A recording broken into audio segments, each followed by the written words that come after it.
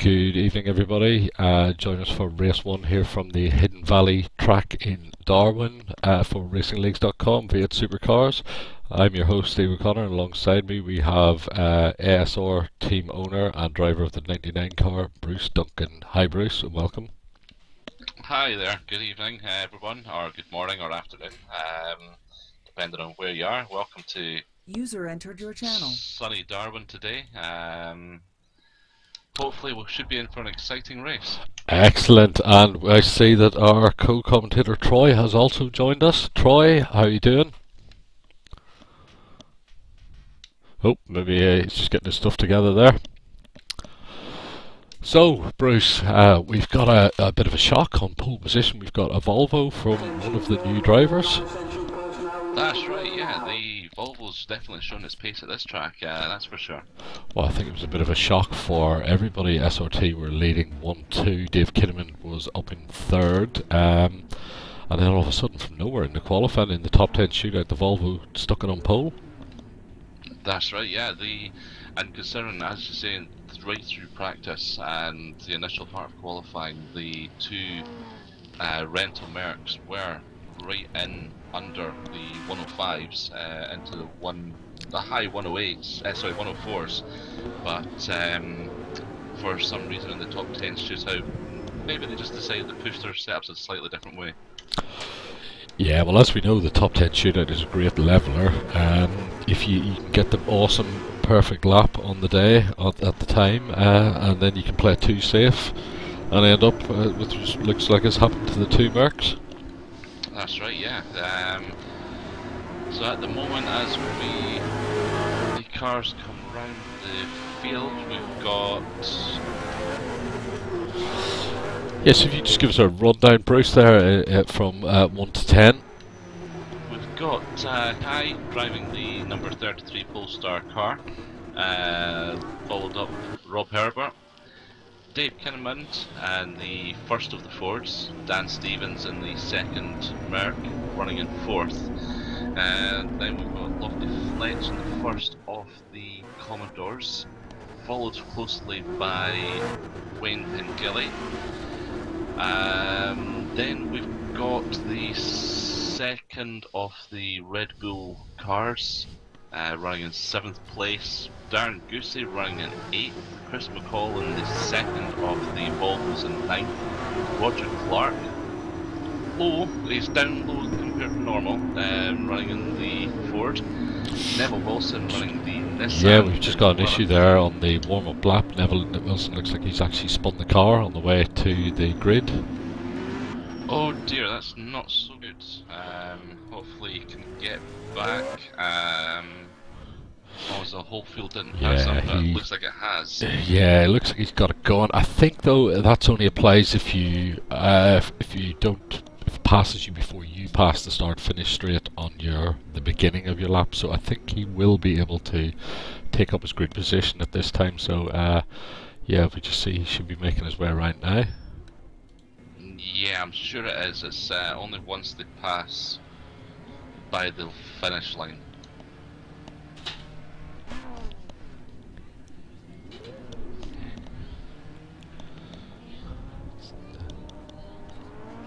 Does appear that everyone is lined up now. Red lights are on. Yes, and here we go. So 25 laps this first race. We've got the Volvo on pole for the Merc in second, Ford third, Merc fourth, and the Commodores fifth and sixth. There's the lights are out and it's go go go. The Volvo's made an excellent jump, and Rob Herbert in the Merc is down the inside. He's got the inside line into turn one, which has been unusual from pole position, and he looks like he's holding it all the way down there. So we're heading into turn one. The Volvo's got a little bit of a header in there, and it throws it into turn one. Perfect, keeps the lead. Kinnaman in the Ford runs out wide a little bit, trying to get the better exit for the next corner. And everybody's cleanly through turn one from the looks of it, Bruce, with the Volvo in the lead and the Merc hassling it into the back end of the circuit. That's right, yes. Rob made an okay start, but Kai did appear to get just that perfect traction right off the line there and hold the lead into turn 1. Rob's a bit tighter through the hairpin just though, so well, things might change. Well, he's looking good at the moment. In the Volvo, the 33 car is out in the lead with the Merc chasing it, and we've got our antagonists from last week right together as usual. We have Dan Stevens and Dave Kinnaman battling for third position. Yeah, and Dan just running a slight bit wide there and locking up. Hopefully that's not pressure getting to him already. I don't think so. There's probably a little bit of less grip on the first lap, and that Merc does look a little bit looser than most of the other cars. So down the first Helm straight, we've got the Volvo in the lead with the Merc right under the boot of it. Rob was just pointing the car out to say, "Hi, I'm here." A little bit of a mistake from the Volvo in that corner, but it's still in the lead, and we're on board from the hamburger cam of the Merc, and it's right under the rear wing of the Volvo heading into the back end of the circuit. The Volvo's locked up again, run a little bit wide. Looking a little bit like the pressure is now going on from the Merc. It is that, so could be as long as Rob gets a run out the last corner, he might be able to get the lead by turn 1. Volvo does look strong around this back end of the circuit though, which is what we've seen on the qualifying lap. Rob Herbert was fastest into sector 1, and then the Volvo cleaned up in sector 2 and 3 to take pole position. So, and Herbert's run off the track a little bit there.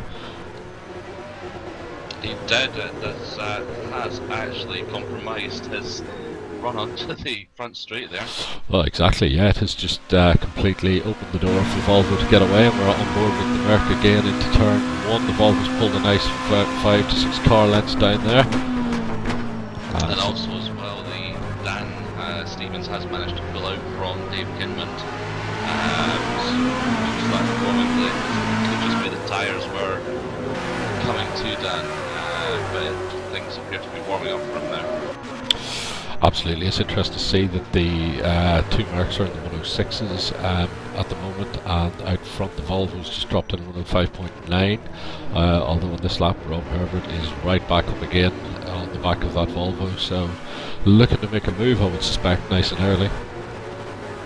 Yes, as long as Rob doesn't actually run wide again, he might just bide his time, just watch for any weaknesses that he can find and then just pounce once he's figured out where that Kai and the Volvo is, like that little bit off.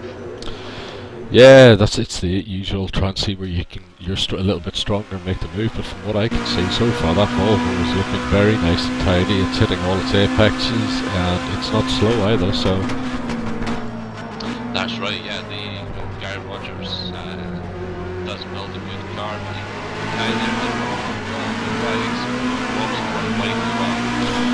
yeah, just seeing that he's right under the rear wing, much closer than he has been so far, and it's possibly distracting a little bit once you get right under the rear wing, but he's definitely chasing this Volvo down at the moment. He wants to get past. You can see the attitude of that Merc. It's taking the wider entrance to try and get a tighter exit and get right underneath the Volvo.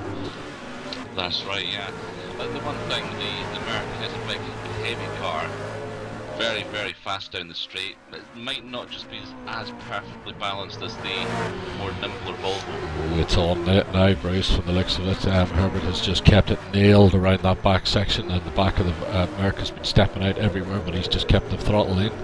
And he looks like he's got his best chance so far now, so let's get on board with that Merc and see. Yes, we're right under the rear wing as we cross the start-finish straight.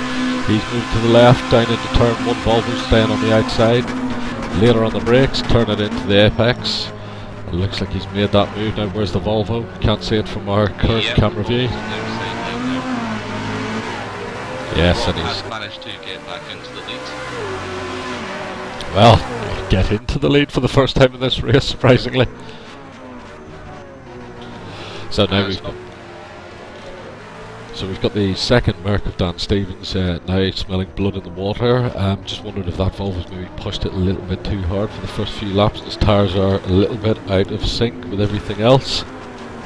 Oh, it could be, but that last lap there, Rob did actually get in 105.8. So definitely the top 3 at the moment are the only 3 cars that are actually under the 106 barrier. Dave Kinnaman's fastest lap prior to that was about a second off the pace of these top three.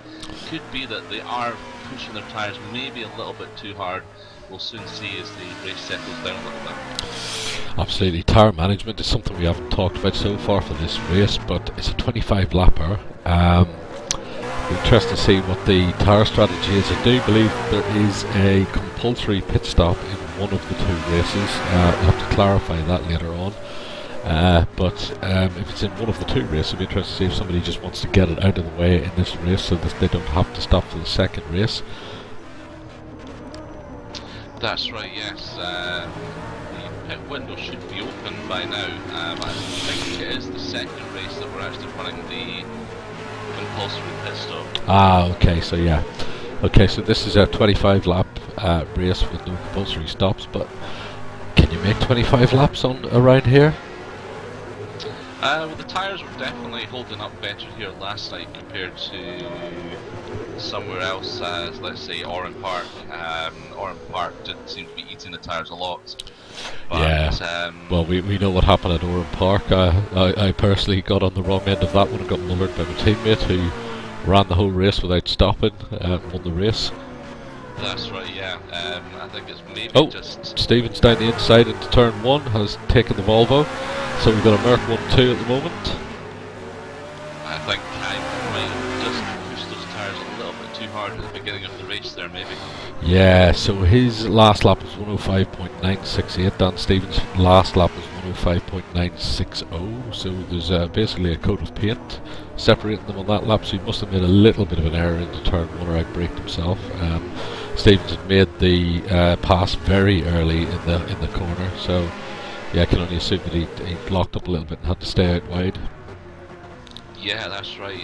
We'll soon see if Kai has actually pushed his tyres a little bit too hard, with the next car behind him being Dave Kinman's in the 55 Shell Helix FG. If he does start actually making progress in towards him, in fact, yes, Kai's actually coming in the pits. Oh, that's a bit of a shame. That's lap 7.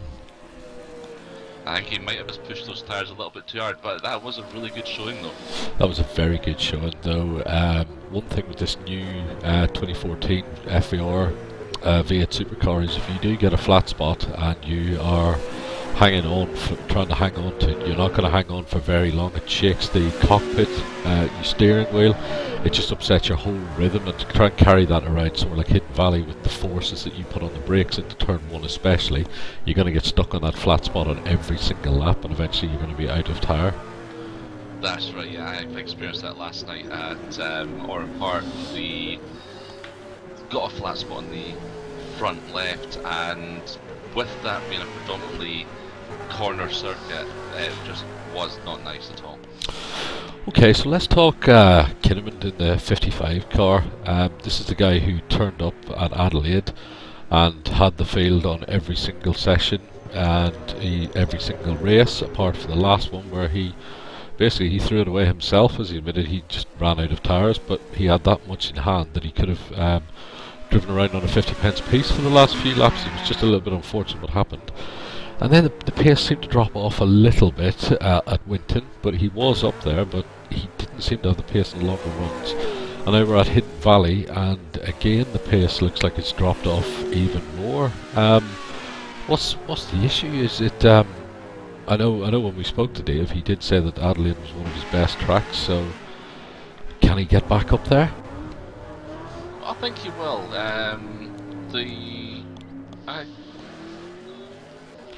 Just looking at his lap times just now and his pace in general, he's not that far off the pace that the two SRT Mercs are putting in. He's only about half a second off. But Dave here could be playing the long game though. He might be thinking, those two Mercs, they'll disappear off, but they'll eat their tyres being a slightly heavier car.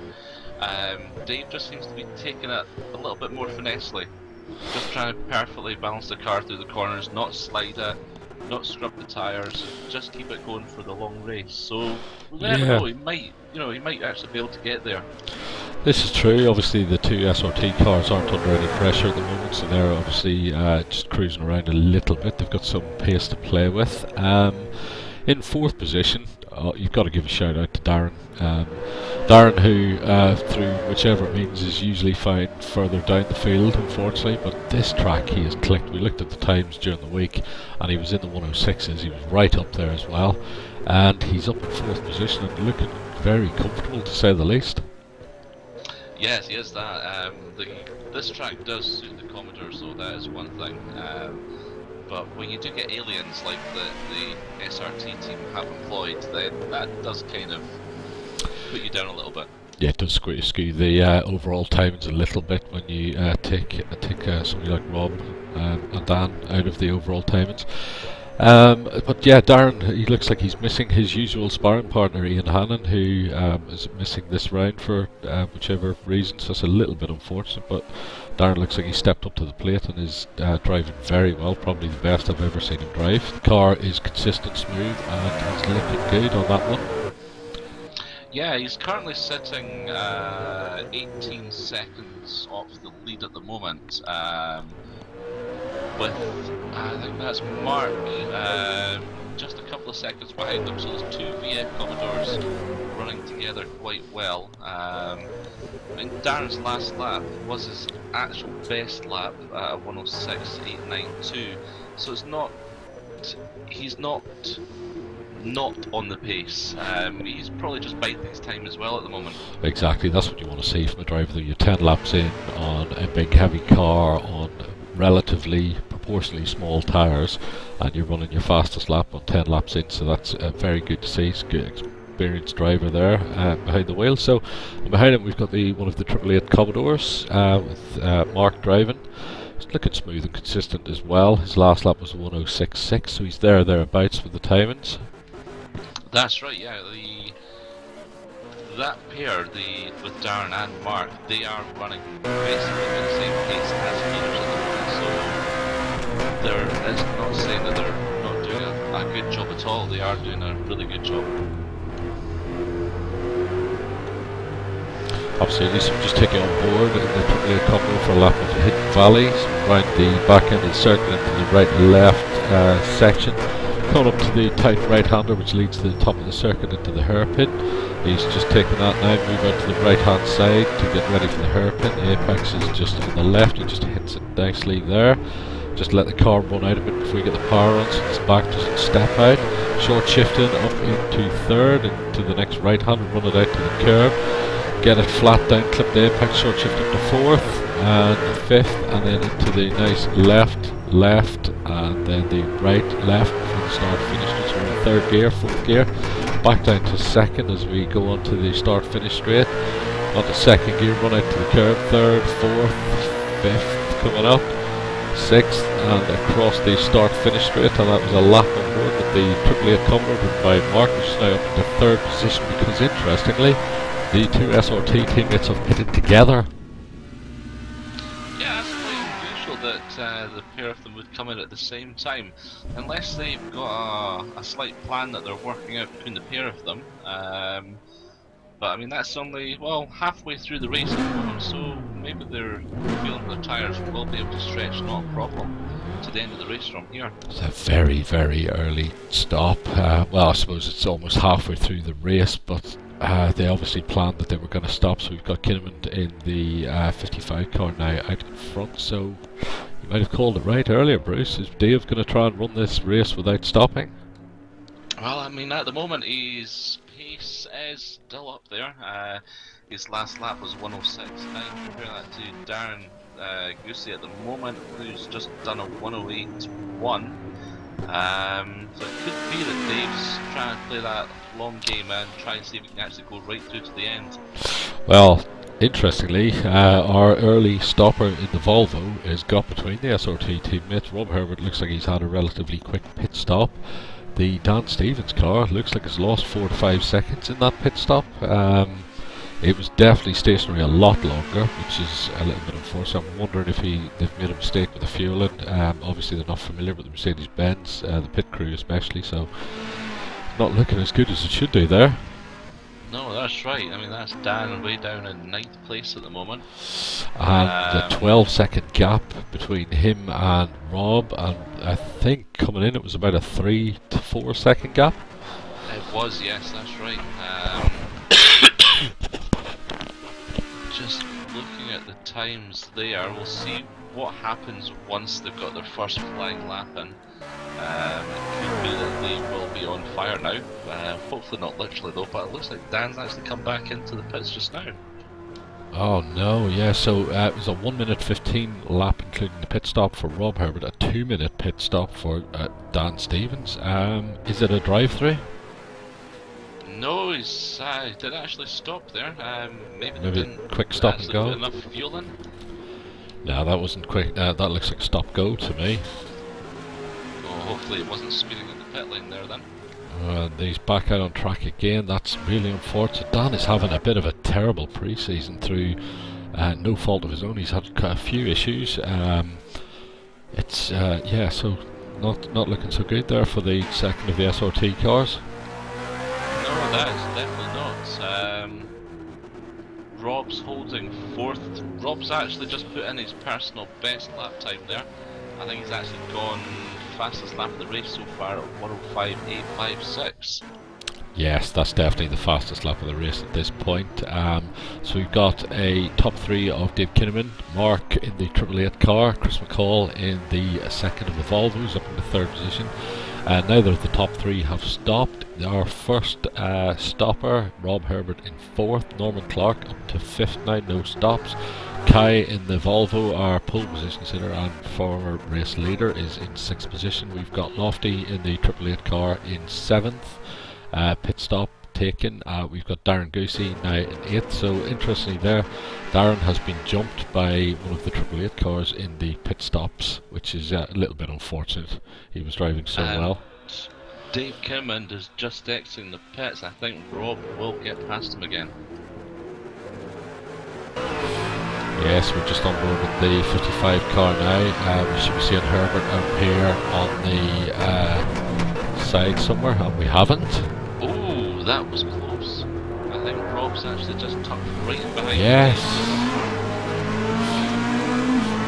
Not so flash there. That 55 car has made up a lot of time over that stop. It has that. To try and look at the replay to see what happened with the team.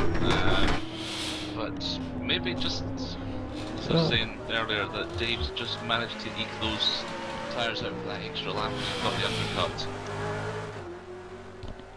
Yeah, he has taken a few laps, and he's looking a lot better now. So he's just made it about a 6 or 7 second deficit to first position he had before the pit stops, and now he's got a half a second lead on the Rob Herbert Mercedes. And as they head down to turn 1, these two know each other very, very well. Be interested to see how long Rob is prepared to wait to make the move. Now definitely looking to be able to do it this lap. He's a little bit too far back, but he is actually taking a nice tighter line through turn 150. Yeah, and we've got our co-commentator Troy Allen. Troy Allen has been able to join us. Welcome, Troy. How are you this evening? Yeah, it's just waiting for the computer to update, so I'm watching the delay on stream on Twitch, and heard you mentioning about the Darren Goose situation, which I've got an interesting announcement to make about that during the break between 1 and 2. Excellent, we look forward to that. So yeah, we've had a bit of an interesting race up to this point, Troy. We had a brand new pole position, a Volvo of all things, got into pole, led away for the first few laps, looked quite comfortable, but we think he ran into tyre issues, so had to make an early stop just after Rob Herbert had actually passed him on track. And now we've got something of a bit of a strange situation going on. We had the two SRT cars in second and third first and second before the pit stops. Dan Stevens has had an awful pit stop and what looks like a drive-through as well. And the Rob Herbert car also appears to have lost about 6 to 7 seconds overall to Dave Kinnaman, who is now jumping to the lead, although he's now all over the back of that 55 car. Not looking so flash in the rental works this weekend, Troy. No, it's interesting to see the are out on track, and considering the debacle that's happened off track with the real life Mercs, but the Mercedes, they seem to be just that little bit heavier than the other cars great car in a straight line. Just, I don't know, some people just can't seem to get them to work for them. Yeah, so go back, Bruce. There we've got Darren Goosey has just exited the pits as well, and he's right on the back of these two as well. He's a lap down now, obviously, but he's not lost any speed to these two. He's right up there and chasing them down as well, so it's very good to see. But we've got possibly a bit of action going in on into turn 1 now. Herman is right under the rear wing of that Ford. Yes, that's right. I've got a feeling that Rob don't think he's close enough this lap. I think the next couple of laps, I think Rob will get past as long as he gets it just right. Yeah, he's right under the rear wing again. Now there's nowhere to pass around this end of the track. You've got this tight right-hander coming up, and then you've got the hairpin at the top, and then you're into the sort of S's, which is a very technical section. You're not moving off line around there, so he's got to get a better exit off the last corner and get down the straights. But that Ford now looks like it's got the legs in the back to it at the very least. It does that, and Darren is definitely getting a very good show. Keeping up pace with this pair, but just a shame that he's a lap down at this present moment in time. Yeah, I'm not quite sure how he went down a lap down. Troy, were you able to see? Was it because he was right up there in 3rd position, I believe, when we threw into all of the pit stops, and he's managed to be down in 9th with 2 stops. I'm wondering if that was another drive-through. Sorry, Dave's just come down to the pits there. Yeah, I've just seen that. What's going on? Drive-through, I think. Yeah, we're just following through now. He's stopped. We're on board on the hamburger cam. It looks like potentially a 10-second stop go. I don't see any other action. Yeah, and he's exiting the pits now. I make that about 10 seconds. Could that have been a pit lane speeding infringement? Because I have known that the guys have been complaining that there is no clear marking at the pit entry and where you've got to be on your speed limiter. Yes, that definitely does look like it. We've had the Dan Stevens car, looks like it's come a cropper of that, possibly the Darren Goosey car as well, and now the race leading 55 car, which is a little bit unfortunate. But you know, as we said before, it's the same rules for everybody, so you've just got to be that little bit more careful when you don't see an obvious line. So unfortunate. Yeah, it is unfortunate, and I mean, as you say, everyone's got to adhere to the same rules. Just look, realistically, you need to be on the brakes a bit earlier, hit your limiter, and coast into there so you can make sure that your race isn't ruined, as it just has been for Dave Kinnaman. Yeah, exactly. So, Bruce, let's talk about this Volvo. It's up into 2nd position again. It's running a half decent pace. He had to make an early stop. There's 5 laps left. It's a very good showing, isn't it, from one of our new guys? It's that, yes. He's definitely brought out the right car for this track. It's got that perfect balance of the balanced chassis for the back section, and it's just got the top end for the long front straight here at the Valley. Exactly, and if we go down to 4th position, we've got our 2nd Volvo driver, and I'm very impressed with this guy over the last few rounds. As we know, Troy, Volvo was well down in Adelaide. It was nowhere near the pace. It looked very unwieldy, to say the least. We got to Winton and it started to move up a little bit, and in this round we've seen him qualify. I think it was in 7th or 8th position, and he's running handsomely up in 4th with all pit stops completed and looking quite good. Yeah, it's been very interesting to watch the Volvo come along over the last 3 to 4 test rounds, and as you said, Adelaide they were nowhere to be seen. Winton they started to show some inroads into setup on the car. It still looked a little bit twitchy, but at this point in time they look to have gotten a grip on the car and really got it to do what they want it to do, and it's starting to pay dividends for them. Exactly, yeah, it is nice to see the guys coming along as they get some more miles under the belt. As we were discussing earlier, it's a little bit unfortunate that his team manager and teammate is not around and hasn't been for the few rounds so far. I think with 2 of the cars working together, as we well know, when you get the teammates together, they come on leaps and bounds. So there's a lot more time to come from that Volvo, and from Chris in particular, who's looking more assured with every lap. Look, the the input that a teammate can give you, it's there's no amount to describe what he can bring to you. And the classic example is the Mark Winterbottom and Chase Mostert. If everyone remembers that after the Bathurst incident with Mostert, Winterbottom's pace dropped right off and struggled in the back end of that championship. Yeah, when you've got somebody, especially driving the exact same car next door, pushing you for every single lap, you extract that little bit extra from yourself as well as the car and the team. So, yeah, it'd be nice to see if he does get his teammate up and running as well. It'd be good to see both cars out there. Oh, most definitely. And I mean, it just gives you two heads are better than one aspect, and you might not think of changing a bump setting where the other guy might, and he'll say, I'll try this, and then all of a sudden you found a tenth or two that you were lacking. Yeah, so we just moved down into 9th position. We've got the second of the rental Mercs on screen, the Dan Stevens car. As we were discussing it before you joined us, Troy, Dan's having a really awful pre-season through no fault of his own. There's been a few technical hiccups, a few issues. There's been some on-track action as well, and in this one he looks like he's absolutely got done over with a double pit stop and a slow pit stop, ironically, for the actual stop he did take compared to his teammate. I think it was some 6 to 7 seconds slower. It's how do you gather it back up again after this?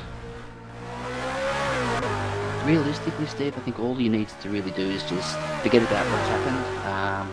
Eyes forward, don't worry what's behind you.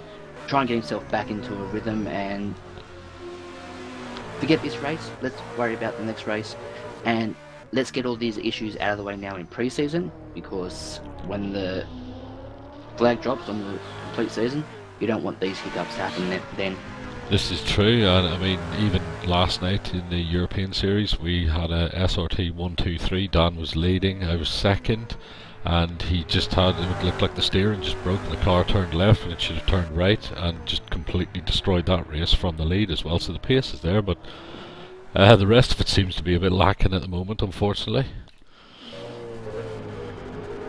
And that is unfortunate. Just watching on the live stream there, we've had Darren move up into 7th position, so he's clearly got a grip on this car and it's got it working for him. Absolutely.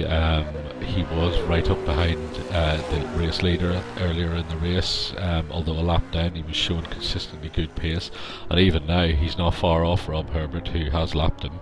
But that does tell me that if he can get over the issues with the pit stops and stuff, he'll be right up there. He was running handsomely in 3rd outright without any issues before the pit stop issue, so it's very good to see Darren up there as well. While we've been discussing that, Dave Kinnaman has got round the Volvo now and is up into 4th position. Not showing as much pace as he did when he was in front of the Merc.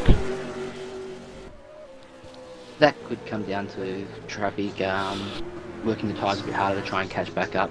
But just while we're on the Mercs, seems to be SRT running the Mercs. Is there a problem with supply from the No. Mercedes asked for a little bit of help to demonstrate the car and see if we can get anybody else interested, so we took a loan of the 2 Mercs for the weekend just to demonstrate that they are right up there with the pace. And as we say, Rob Herbert has just actually won the race in the Merc, and in 2nd position we have the Volvo just about to cross the start-finish straight now. And yep, into 2nd position we've got Kai. That's an excellent showing from pole position and leading the race earlier on. He managed to get it back up, and he's ran a very, very long stint, a second stint on those tyres.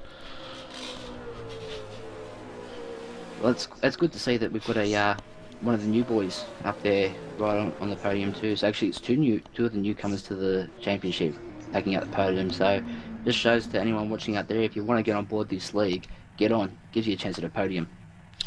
Exactly. Yeah, and that's well done to everybody for race 1. We don't have all of the top 3, but we shall get the race winner down at the very least, so if we just stand by.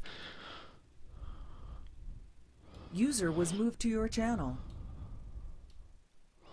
User was moved to your channel. Okay, Troy, if you want to get stuck in. Channel switched. What race been there? Yeah, I've been absolutely knackered today moving house, so I was a bit stuffed today. But it was good fun. Started on the hard, so that was a bit of hard work. And this is actually my first pre-season race, so I'm not used to how the tyres work and stuff. So I destroyed my rears, especially in the first before the first pit stop. I just totally stuffed my rears. I just spun them up a couple of times too much and stuffed them up. But no, it's good fun. It's some good new quick guys on. It's great. Excellent. Yeah, Yeah. you just made mention there. It's your first time in the pre-season. How have you found the new cars and the way they work for you?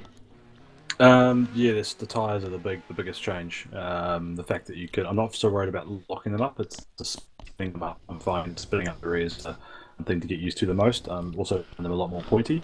So my old car that I won in last year was quite understeery, and I quite liked it like that. But you can't really get away with it in these because you just destroy the front tyres. So I have to change my driving style hugely. Excellent, Rob. Thanks for that. And we've got Kai. Is it in second position? Yeah, mate. Hi Kai, and welcome to Racing Leagues. That was a good showing. So in the top 10 shootout, you took out pole position, led handsomely the first few laps, which is nice to see the Volvo up front for the first time. How was your race? Yeah, it was good, mate. Enjoyable. Excellent. Yeah, you had a little bit of a battle there with Rob over the first part. Did that cause the early stop? Did the tyres go away too early? Yeah, I just pushed my car too hard. Started on softs, so strategy in the end won. Yeah, but not by much. You were looking a lot stronger in the second stint. Obviously, I take it that was the hards for that stint. Yeah. Good stuff. Thanks for that, guys. And congratulations and good luck for race 2. Thanks, mate. User was moved out of your channel.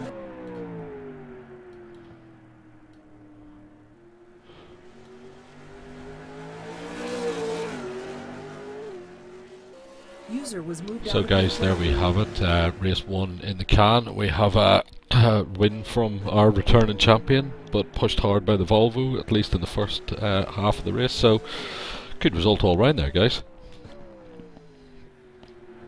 It was Yeah, that, and definitely shows the Mercedes aren't a slow car. So hopefully, fingers crossed, we should see someone picking up the Mercs to take out for the series when it starts in a couple of weeks' time. Excellent. Alright, so that's race 1 in the can. So if you're watching live, stand by. We'll be back in 5 minutes with race 2. Thanks very much.